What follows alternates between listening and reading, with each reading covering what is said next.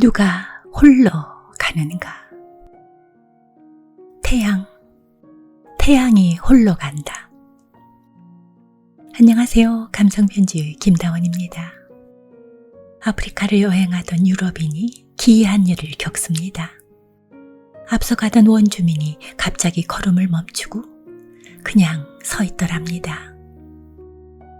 가던 길을 가지 왜 서 있냐고 물었더니 정신보다 육체가 먼저 가서 정신을 기다리고 있는 중이라더랍니다. 제가 분수도 모르고 들고 날고 뛰다가 쉬라는 몸의 신호를 받고 기다리고 있습니다. 침대에서 뒹구는 일이 한 달 가까워 옵니다. 운동도 계속 해왔고 정신과 육체의 균형을 이루며 살았다 생각했는데 조금 버거운 일을 했다고 금방 제동이 걸려옵니다. 걸어서 층계를 오를 수 있어도 감사고 혼자 전철을 탈 수 있어도 감사고 내 코로 숨을 쉴 수 있어도 감사한 것을 다시 생각합니다. 수많은 날을 병원에 누워있는 분들도 생각했고 지난 겨울에 발목이 부러져 겨우내 집에 있던 친구도 생각했습니다.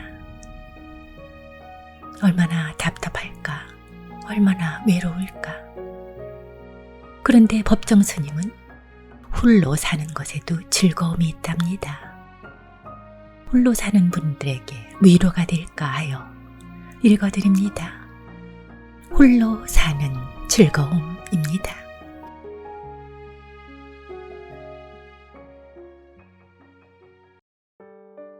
사람은 본질적으로 홀로일 수밖에 없는 존재다. 이 세상에 올 때도 홀로 왔고 살 만큼 살다가 떠날 때도 홀로 간다. 가까운 사람끼리 함께 어울려 살면서도 생각은 저마다 다르다.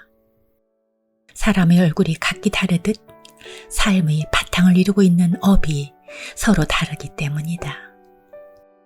우리 같은 독신 수행자는 주어진 여건 자체가 홀로이기를 원한다. 한 곳에 모여 공동체를 이루고 살면서도 저마다 은자처럼 살아간다. 서로 의지에 살면서도 거기에 매이거나 얽혀들려고 하지 않는다. 무엇보다도 독립과 자유를 원한다. 묶여있지 않는 들짐승이 먹이를 찾아 여기저기 숲속을 다니듯 독립과 자유를 찾아 혼자서 간다. 불교의 초기 경전인 수타니 파타에 이런 구절이 있다.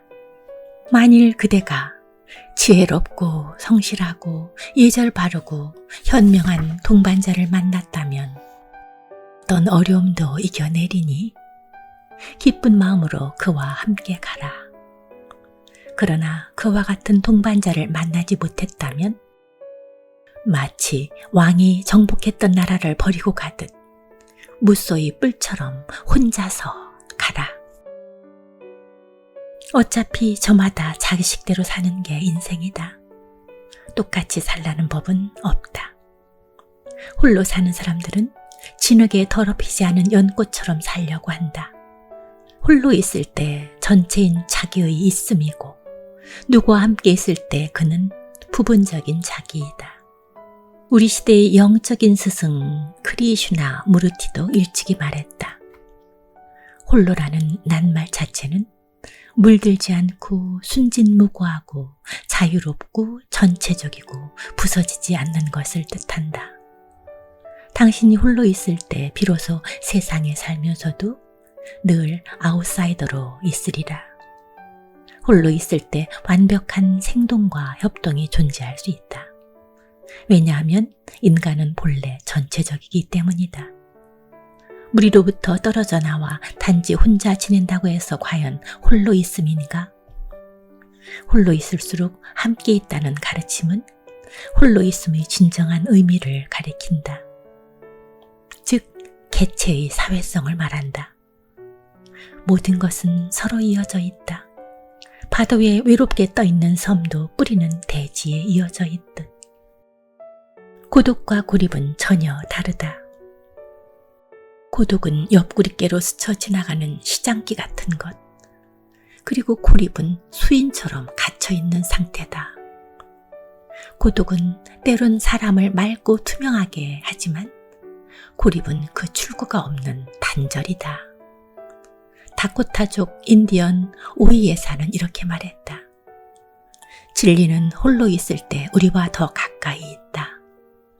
홀로 있음 속에서 보이지 않는 절대 존재와 대화하는 일이 인디언들에게는 가장 중요한 예배이다. 자주 자연 속에 들어가 혼자 지내본 사람이라면 홀로 있음 속에는 나날이 커져가는 기쁨이 있다는 것을 알 것이다. 그것은 삶의 본질과 맞닿는 즐거움이다. 홀로 사는 사람은 고독할 수는 있어도 고립되어서는 안 된다. 고독에는 관계가 따르지만 고립에는 관계가 따르지 않는다. 모든 살아있는 존재는 관계 속에서 거듭거듭 형성되어 간다. 홀로 있을수록 함께 있으려면 먼저 자기 관리가 철저해야 한다. 자기 관리를 소홀히 하면 그 누구를 물을 것 없이 그 인생은 추해지기 마련이다. 개인이든 집단이든 삶에는 즐거움이 따라야 한다.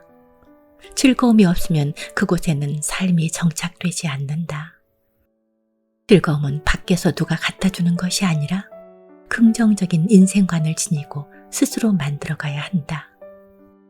일상적인 사소한 일을 거치면서 고마움과 기쁨을 누릴 줄 알아야 한다. 부분적인 자기가 아니라 전체적인 자기일 때 순간순간 생기와 탄력과 삶의 건강함이 배어나온다. 여기 비로소 홀로 사는 즐거움이 움튼다. 누가 홀로 가려는가?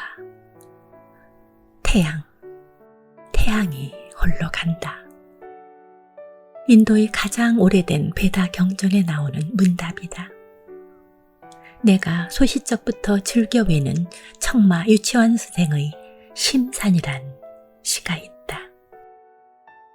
심심산골에는 산울림 영감이 바위에 앉아 나같이 이나 잡고 홀로 살더라. 여러분은 고독하게 사시나요? 아니면 고립되어 사시나요? 오늘은 홀로 사는 즐거움에 대한 글을 읽어드렸습니다. 다음 토요일에 뵙겠습니다.